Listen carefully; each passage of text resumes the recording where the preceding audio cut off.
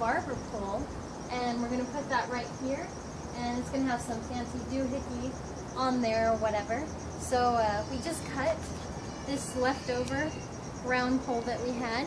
So right now I'm just going to whitewash this really good and put some tape around it and put some red lines, you know, barber pole, you know, the thing that spins around. And we're back at the barber shop to talk about barber poles. Yes. So Gina wrapped this up with tape. Real good.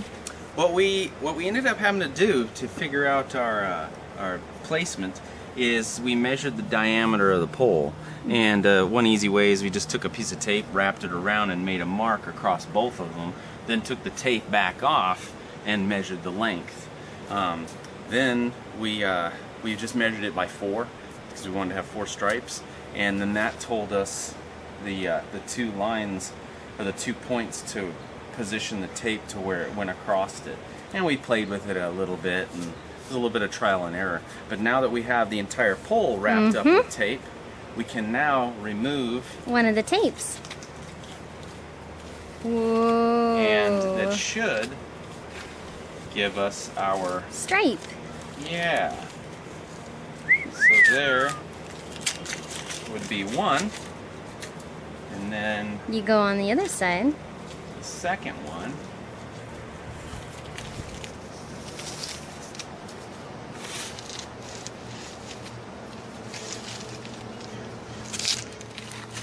There. What do you think? Turned out good. So now I get to paint it, and how are we going to attach it, honey? We had these mounts for casters, the casters that we actually used on the mining town to make the cart on there. We just kept these, and we didn't know why, but you know how lantras are, they keep everything. And what we're going to do for now is I'm going to cut one of these, and then just use it as a put a bolt through or lag screw, and there'll be one on the bottom and one on the top, and then we'll just mount the brackets to it. We'll rust them up and make them look old, but for now we'll make it to where the kids touch it, they'll be able to spin it. Later on, if we have time, we'll go back and mount like a motor on the back and have it spin, have a belt like turning it or something. But for now, real quick manual solution. Yeah, it'll be fun. It will be fun. I think it turned out really good. Yeah. It was a little intimidating at first, wouldn't you say? We were like, okay, how are we going to get stripes on there? And it actually turned out to be a pretty easy process.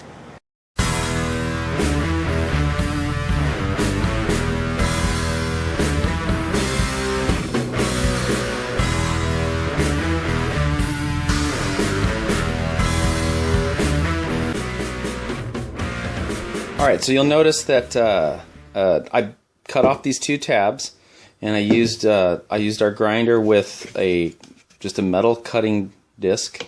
Now I'm going to go back over, and you'll notice the little hump, or that was the old weld. To smooth that out, I'm now going to use a sanding flap disc on my grinder, and I'll just go over and smooth those over just a little bit, get rid of any sharp edges.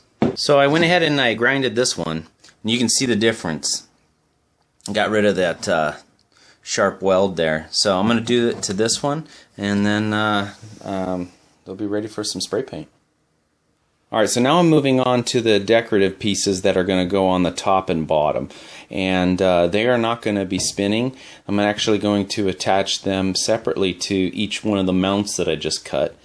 And first, to start that off, I've got my mark where this is going to be cut off from the rest of the wood, and this is going to be the round portion of the decorative piece, and then it'll be attached to this square base, if you want to call it that. And what I did is I set this chop saw. It's got this little lever. They all come with this for the most part now, and you can adjust the length of this screw, and it'll hit this basically so that the blade will not drop any lower. So I've got that set to where I want it, and I'm going to cut on each side of this board where you got the line. And then after I've got that, I will go ahead and cut it free from the rest of the piece here.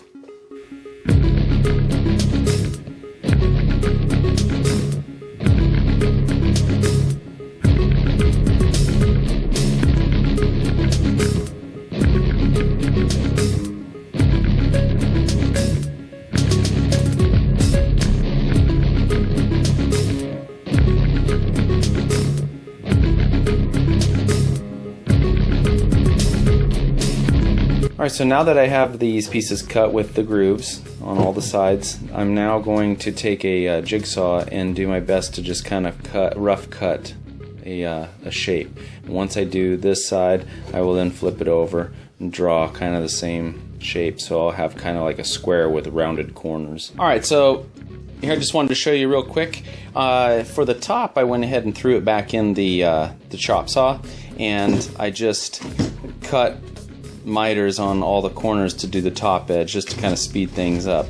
Then what I did is I took the jigsaw and I cut them on the inside edge until I got to this groove that I cut in there, and then this is what I was left with. And then I went back and I cut the edges. So now that I have this basic shape, now I'm going to take my grinder and with a sanding disc and just do the best I can to get a rough shape of a round globe. Here is the before, like you just saw. Before I've used a sanding disc and a router to clean up some of these edges. And here's an after.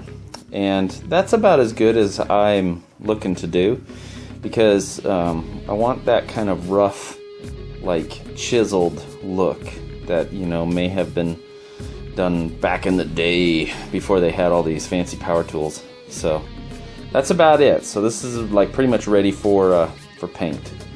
I'm aging this right now because I'm gonna put paint on the top and bottom part, but when I sand away, I want it to look like it's old wood underneath, and this still looks pretty fresh. So I'm just using the vinegar.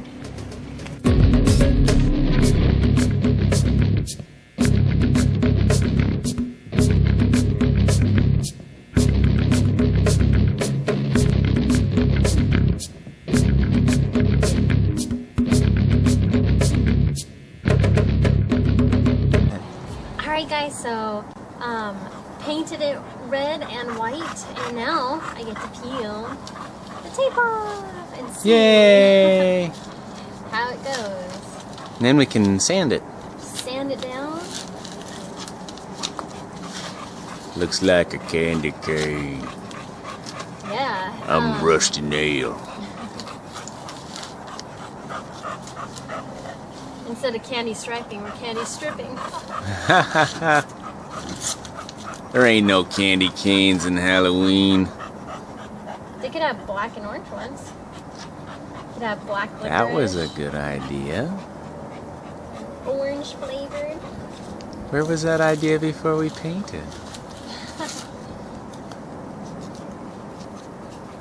We want it to be realistic, you know. Realistic. Very nice. I think it turned out good. Great job. So now we can just sand it. Yep. What else are you doing over here? I see that you got some more things. Look at this. Ooh. Oh. Now it's looking like, it looks like a North Pole. North Pole.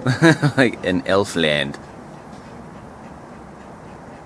Whoa! Whoa, that's magic. And then, if you want to come over here. Sure. Alright guys, so I just primered the brackets right now. And I'm just using my method that I did for the lanterns. And we'll put a link below if you guys want to do a quick spray painting rust look. So yeah, that's galvanized steel anyway, so yeah, we wouldn't have been never able to rust it. really rusted it very well with the... So next I'm gonna just keep going forward with it and hopefully get these done so Chris can screw it into the wall tonight. Have a barber pole. Okay, so Gina just got finished rusting up these brackets, all right? And because she really wanted this to be able to spin, so there is like a 5-inch lag bolt going in through this end, and then another one on this end, and so it can spin freely. And again, we're going to try to see if maybe we can make it go by itself with a motor or something, but in case we don't, at least kids can play with it like this.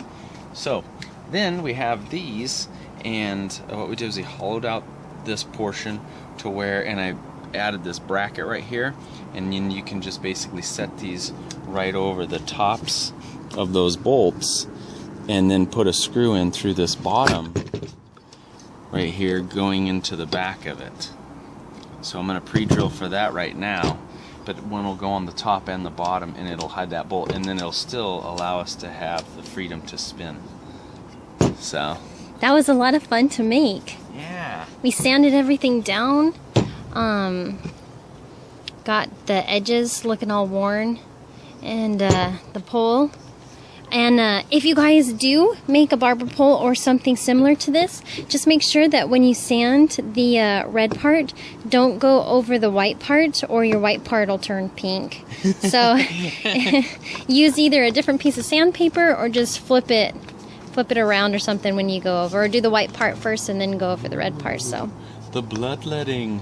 Oh yeah, do you want to tell them a little bit of history on this? It's kind of crazy if you guys didn't know about the whole barber pole history. Yeah, so it dates back a long time, medieval times, but basically they put these poles up to represent that's where the doctor is, and they did the bloodletting with the leeches, and they would cut you, but basically the red was representative of the blood, and the white was the bandages, and this was a pole that the people would grab onto while they were getting cut and stuff. But yeah, it's like a representative blood leaking down your arm or something like that. The blue later became like the surgeon, and a lot of times the toppers would be like metal or silver.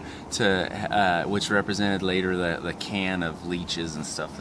So there's several different things. I think that it started, the first company to make it move was in the 1900s in the U.S. And we were told that there's only one company still existing here in the country that makes all of the barber poles. All the barber poles. So. It's a monopoly. Yeah. Alright, so here it is. Up there. On the wall. Up close. And it spins, which is wonderful. So, either way. And I think it looks really good.